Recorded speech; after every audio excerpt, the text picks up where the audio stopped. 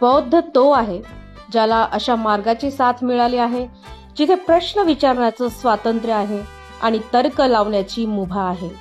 बौद्ध तो आहे जो कोणासमोर झुकण्यापेक्षा स्वतःच्या विवेकासमोर उभा राहतो. इतर कोणत्याही धर्माचा तो द्वेष करत नाही, कारण द्वेष करणं म्हणजे स्वतःच्या मनाला विष पाजण्यासारखं आहे.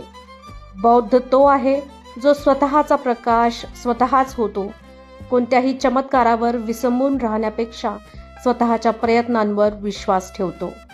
बौद्ध तो आहे जो जाणतो की सत्य हे कोणाची खाजगी मालमत्ता नाही. इतर धर्मातील चांगल्या गोष्टींचा आदर करणं हीच खरी बौद्ध संस्कृती आहे. बुद्धांनी सांगितलं, दुसऱ्याची निंदा करून स्वतःचा धर्म मोठा होत नाही. त्यामुळे मी कोणाच्याही विरोधात नाही, मी फक्त माणुसकीच्या आणि विज्ञानाच्या बाजूने आहे. जेव्हा एक बौद्ध नमो बुद्धाय म्हणतो तेव्हा तो केवळ एका महापुरुषाला वंदन करत नाही, तर तो त्याच्या आतल्या जागृत भावनेला वंदन करतो. बौद्ध तो ज्याला कोणावरही विचार लादायचे नाहीत, त्याला फक्त प्रेमाचा, शांतीचा आणि समतेचा असा समाज घडवायचा आहे जिथे प्रत्येक जीव सुखाने श्वास घेऊ शकेल. बौद्ध असणं म्हणजे जग बदलण्याआधी स्वतःला बदलणं आहे.